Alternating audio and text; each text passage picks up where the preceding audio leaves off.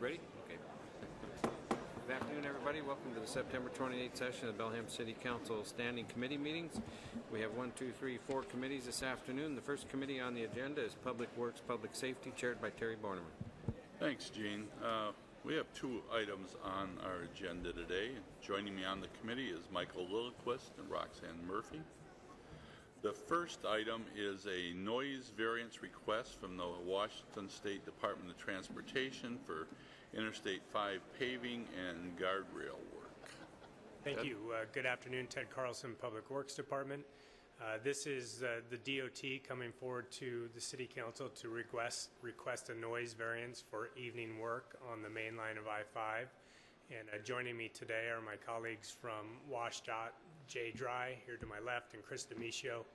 And Chris will go through a brief presentation and highlighting what the project is, a little bit of the schedule, and certainly answer any questions that the council may have about this project. So, Chris, go ahead. Thank you. Again, Chris D'Amicio with the Department of Transportation here in Bellingham. And we're here today to ask for noise exemptions for 2 projects we're doing in Bellingham on Interstate 5 next summer.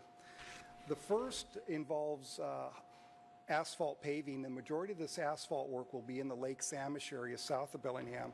But one area that we do want to address distressed pavement is in the area between Kentucky and Iowa on southbound I-5. And there's 3 sections of asphalt in there that our plans are to grind that out, repave it and restripe it. So we've asked for 6 nights of exemptions to allow that to occur. As is typical with Interstate 5 work, trying to do this during the day is just really unsafe for both the workers and the traffic. And so by doing it at night, it's much safer, impacts less people, and we're able to get it done more efficiently. The second element of work we're requesting an exemption for is tied to our bituminous surface treatment effort we're doing in Whatcom County next year. But interestingly enough, this is a guardrail where we want to upgrade, and this is in the area of northbound Lakeway on-ramp on Interstate 5. And in there, there's currently 2 sections of guardrail, but there's about a 700-foot gap between the 2 sections. And so what our proposal is to tie those 2 sections together, improving safety for the highway and the on-ramp. And again, this would be work that would be done at night for the safety of the workers and the traveling public.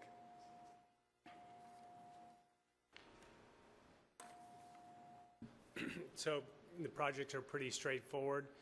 Chris, the schedule for these, when you think they might happen, would be? Likely about June of next summer. Michael? The highway through here doesn't seem to run near very many residences. I think there's maybe some apartments near this section, but in general, do we know how many people might be affected? Don't have the exact number of people, but we'll do the standard outreach. We'll make sure that we let the folks in the nearby areas know once we get closer to construction, the approximate schedule, what they can expect in terms of the noise. So you're right, though, for the most part, they're not densely populated with residential dwellings, but there will be some folks that will be impacted, so we'll make sure to do the work with WashDOT to do the standard outreach to make sure people are certainly aware that the work's taking place. And I think there are special rules on using backup guides or flagmen when you can, and the one thing about the tailgate banging, there's special language in there about no tailgate banging. That's nice. Yeah, bed liners, tailgate lining. We'll have posters on the job site, numbers to call, and that type of information available. Okay, what's the wishes of the council? I would move that we recommend approval tonight. Okay, we've got a motion before us. Any comments, questions? Okay, all those in favor? Aye. Answer aye. Aye. Aye. Okay, we'll recommend that to the full council tonight, but thank you. Thank you. The next item is a windstorm, is a report on the August 29th, 2015 windstorm and discussion of underground power distribution lines. And I believe Jack Weiss is handling this item. Yeah, thank you, Terry. I was going to at least start it off a little bit. The windstorm that happened a month ago was something that definitely had a lot of impacts on Bellingham itself, even though I doubt I suspect that none of the other council members actually had any power outage. I might have been. Wrong. Oh, you did? Okay. Well, Okay. Good. it was a lot of places. Okay, yeah, there was quite a few. I mean, hundreds. And for me, I mean, I definitely, my neighborhood got hit quite hard, 35 hours without power for about over 1,800 customers. Some areas got hit even harder than that. Some were out for, I think, up to 4 days. It has impacts on our community when things like that happen, and I wanted to at least bring this up as a discussion item to find out what did happen, first of all, and then to bring it up as a discussion item about what we can do in the future to try and minimize that type of outage. There are tools such as undergrounding distribution lines that would mitigate some of this. And the way I look at it, and you know, this has been something I've been looking at for probably 30 to 40 years as an issue. Certainly coming into Bellingham when I moved here about 30 years ago, it was really surprising to me to see that an area, a regional area that was so heavily forested would have transmission lines and distribution lines that would be up in the air in conflict with trees. You know, you wouldn't expect that in other places, but and I certainly wouldn't expect it here when we have as much in the way of trees as we do. So I look at what happened to us as a, you know, it was an economic impact for a lot of people. Economic impact for businesses because they had to go and tell their workers to go home. And those workers wouldn't be able to get wages. The businesses themselves wouldn't be able to go and you know, get their daily profits, of which then the city doesn't collect our own taxes for revenue. I look at the food spoilage issue in some of the neighborhoods, like my neighborhood. We have a lot of low-income people in our neighborhood, and a lot of refrigerators and freezers were out for a long time, and a lot of that food ended up having to be wasted. There's some people that spend quite a bit of time going and gleaning food and freezing it for use for the entire year, but that entire year is pretty much wasted and has to be thrown away. Or some people go out and buy, you know, substantial quantities of meats or fish or whatever, and they put in the freezer, and that's also wasted too. The reason I'm bringing a lot of this stuff up as far as these impacts is that they're impacts on people and businesses. They're not impacts on the utilities. The utilities, they had their own impacts of having to go and fix those lines, but they don't pay the impacts of having to reimburse the people that end up having lost power. And if you can really imagine what it's like to not have power these days compared to what it was like when we were children, it's a lot different. We have computers, we have you know, all this machinery that's operated off of power, and it does have a tremendous impact. I was the principal or administrator of a private school up in the Geneva neighborhood for a couple of years, and we lost power a few times up there during my tenure up there. I can't I can't tell you how difficult it was to try and get, you know, a couple hundred parents to come and pick up their children in the middle of the day because the school wouldn't be able to operate. I mean, it's easy enough if this building lost power, we just simply go home. But when you're having to deal with children, that is a tremendous impact. And I think we need to be better about how we go and deal with the transmission of our power in our community. And if we can identify some of the problem areas and be able to at least minimize it, I'm not here today wanting to go and try and fix the entire problem and get some sort of 100% solution to it. But I think we need to start the discussion. We need to start identifying where the problem areas are and come up with some sort of action plan to fund and implement a strategy to mitigate this issue so that we don't have the types of problems that we did have a month ago. As I mentioned in a letter that I read to the council about a month ago, this was minor compared to what we could have if we had an ice storm. You know, in a few months, we might be cold enough where an ice storm hits, and then we have some real problems because it's, you know, it was relatively warm when the power went out this time. But if power goes out in an ice storm and you don't have electricity to run the fans for a natural gas heater, it doesn't matter that you have a gas heater. You're just out of heat. And you have thousands and thousands of homes that, you know, where we end up having more of a critical emergency than we have an inconvenience like we did a month ago. So I see this issue that happened a month ago as just being sort of a precursor to what some of the other issues that could be in a worse type of environment. We spend lots of energy and lots of time doing emergency preparedness, but it seems like we don't do as good of a job on this type of an issue, which is certainly preventable if we do the right thing. So that's sort of like a preamble to a future discussion I'd like to have later on in this item. But first I wanted to invite Lynn Murphy to come up, and she's from Puget Sound Energy, and to have her maybe state some of the impacts that happened out of the windstorm that occurred on August 29th. Lynn?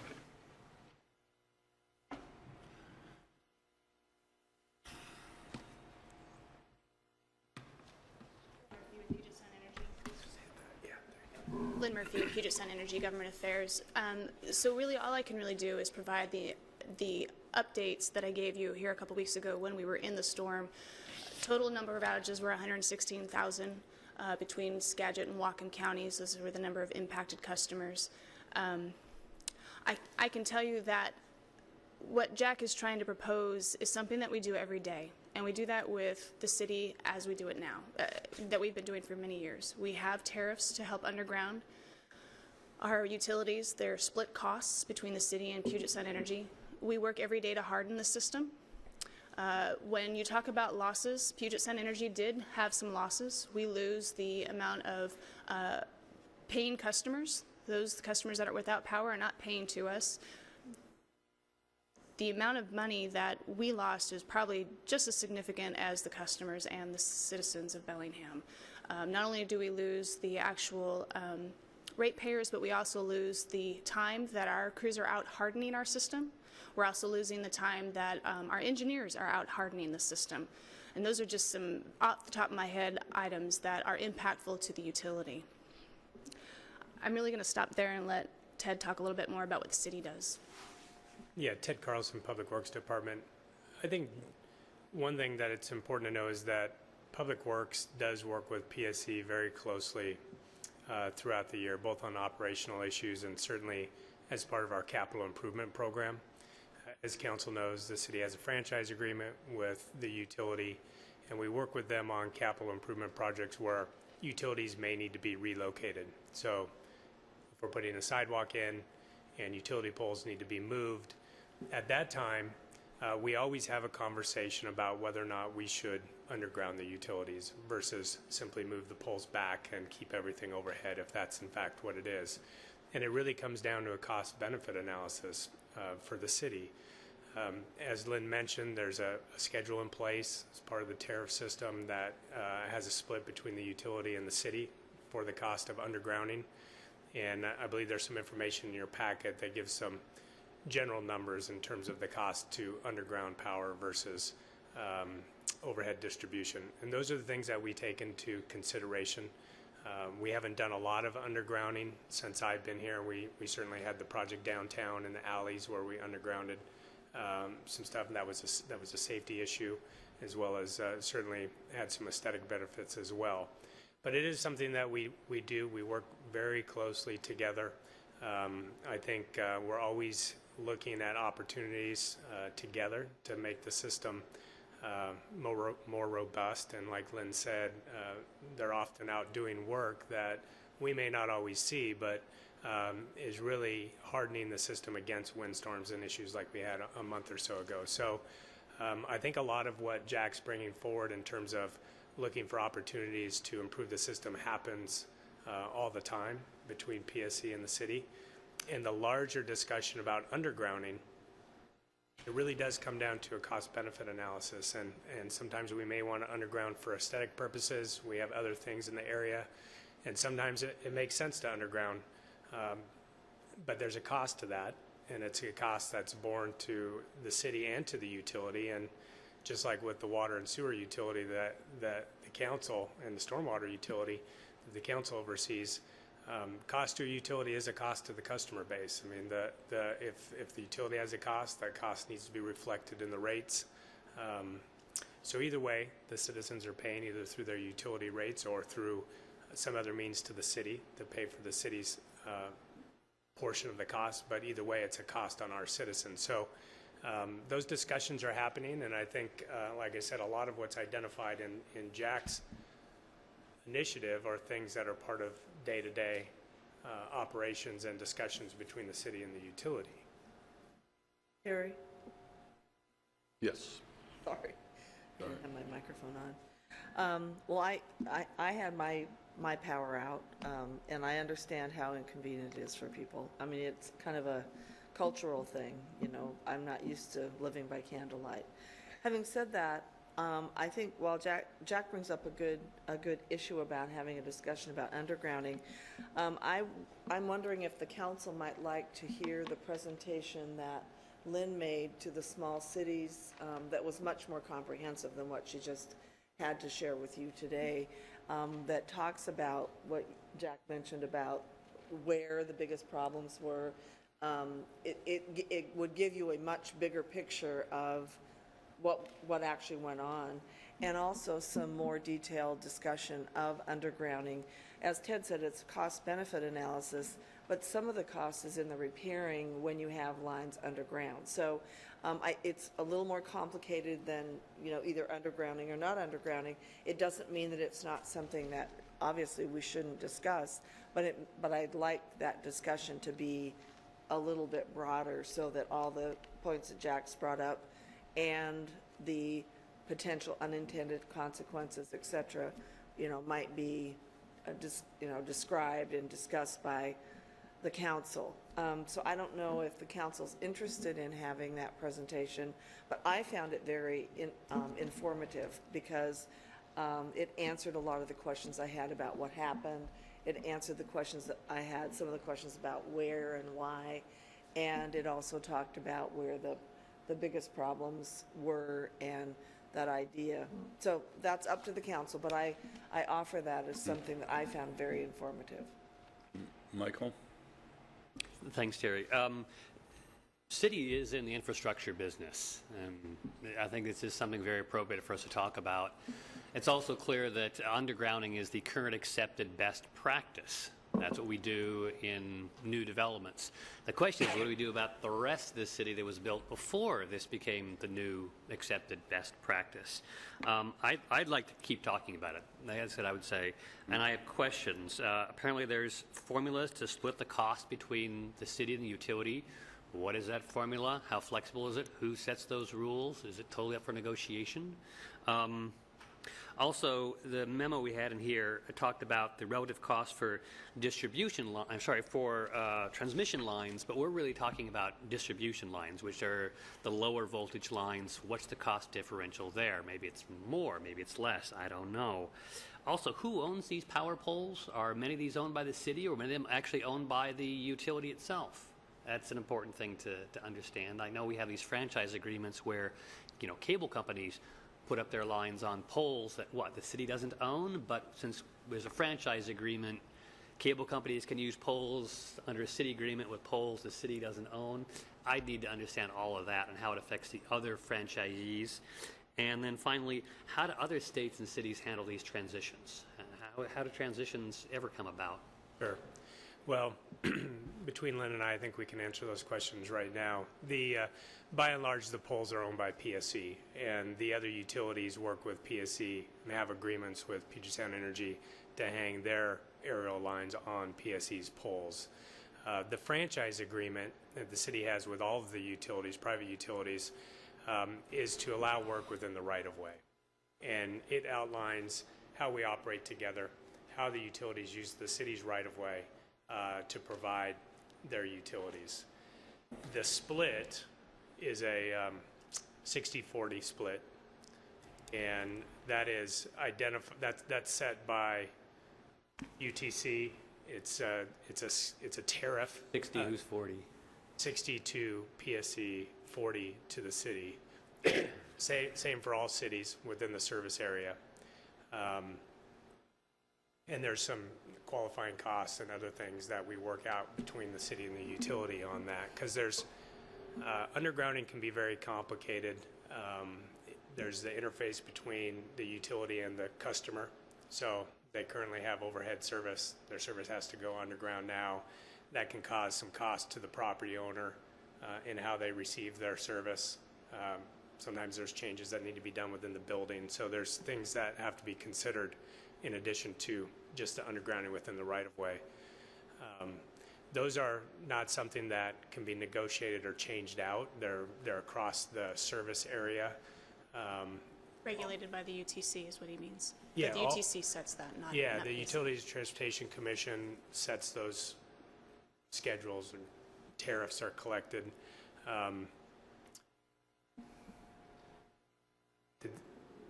Cost for transmission line undergrounding versus distribution line undergrounding. I didn't have any figures on Yeah, I'll let Lynn speak to that. distribution And I think it lines. actually is in your packet there. There's a quick breakdown, a little box maybe in the PSC box. Thank you. Yeah, but I So- thought that was just for the, oh, there's distribution too, sorry. Yeah.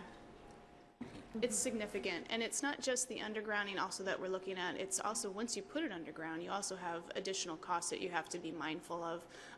While it may be helpful in windstorms to have underground utilities, what happens when we're not in a windstorm and you have a fault somewhere underground? There's a lot of disruption, not just to one area, but an entire length of line that could be underground. And so you're looking at trenching, digging up, impacts to other customers, not just the one customer.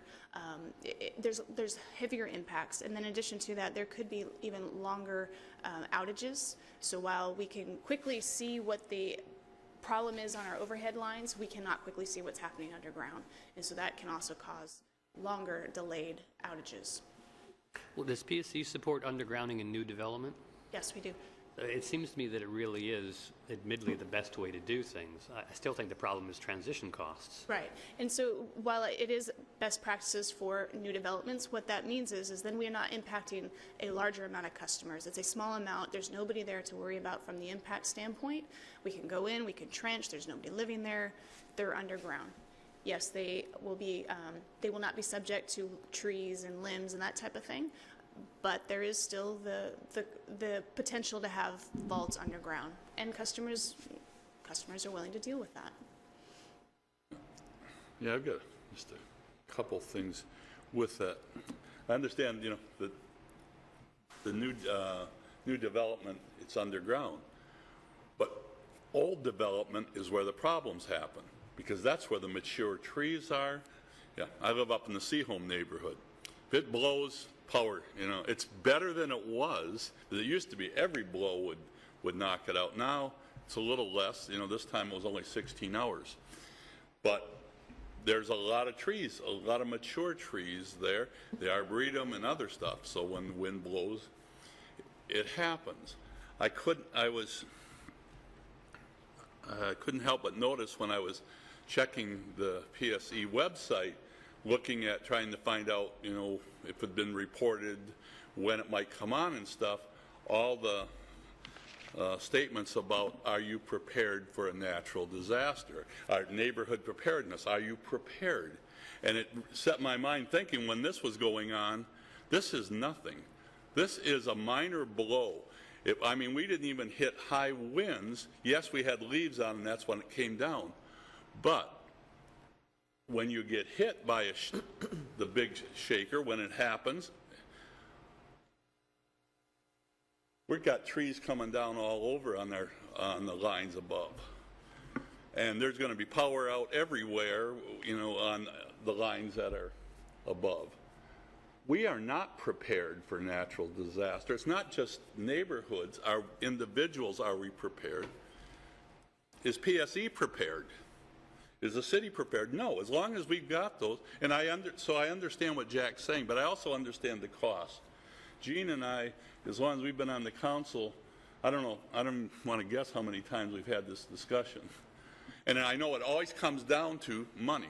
It comes down to, but when we do get hit, we're going to get hit big. And those lines, above lines, are going to be the biggest parts of it. They're coming down all over. And so I would be interested in getting the bigger presentation, but I just had to say it. You know, when I was looking through trying to figure out what was going on in our neighborhood, I couldn't help but realize we're not prepared. And PSE isn't prepared, the city's not prepared for when something big happens. You know, but this was nothing. And so, you know, I know, and I appreciated PSE was out working on it and everything else, but as long as we have those overhead lines, and especially in the old neighborhoods, we're going to have continued problems almost every good storm we have. Jack. I had a question for Ted. You're talking about a cost-benefit analysis, and I'm wondering, and it sounds like it's the cost-benefit analysis either for the city government or for PSE. But the one thing I guess it's really kind of left out is the externalities of that cost-benefit analysis when you're talking about the impacts to individual customers, either residential or business, and the losses that they would encounter if they were subjected to a power outage. That doesn't seem like that's included in the cost-benefit analysis. You know, you're just going to be looking at, well, does it make sense to go and throw $1 million into this one street, one way or the other? But you know, what exactly is part of that? You know, that part of that equation. You know, when I look at, you know, some of the impacts to, you know, as I was talking about before, the impacts to a low-income resident is substantial when it happens. That's not a cost-benefit analysis. That's a catastrophic issue for them because, you know, they're seeing something immediately.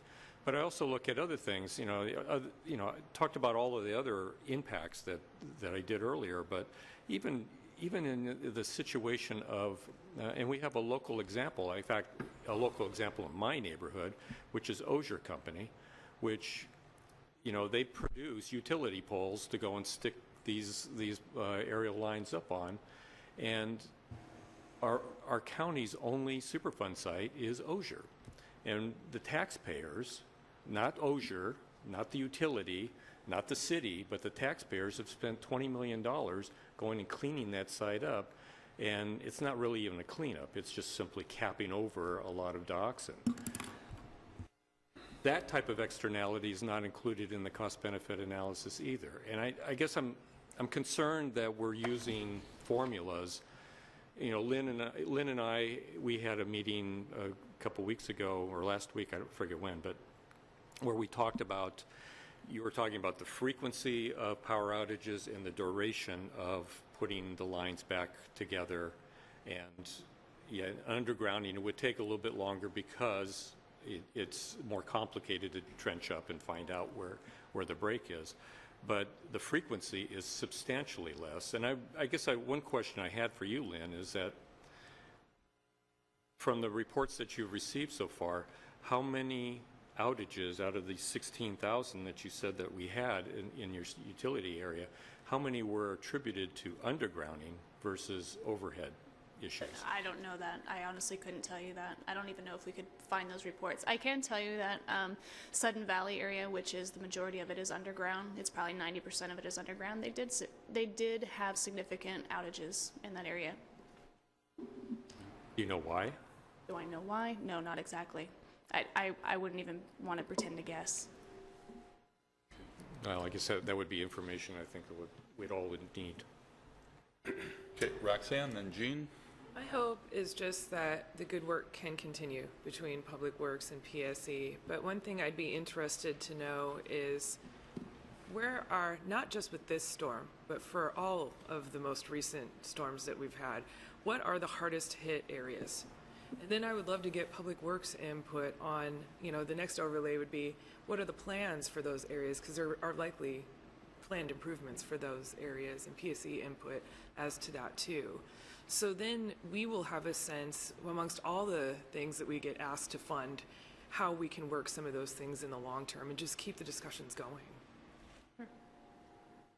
Yeah, I just want to mention, we were out for 24 hours here a few months ago, and it was a squirrel that got into the substation and messed it up royally. So, I mean, everybody thinks it's fail-safe to have underground power, and it's not. But thanks to Lynn for always being open and coming forward and talking about it. So. Okay, so one last thing. Question was posed by the mayor if we would at some point like a fuller discussion, a presentation. Sure. What's the Yeah, that's fine. council or committee? Oh. Okay. Okay, so I think we would. Ted, if you want to schedule that at some point. Yeah, I'll work with Lynn and we'll get something on your calendar. Okay, anything else for Ted or Lynn or Jack at this point? Okay, then end of committee. Thank you very much for coming, Lynn. And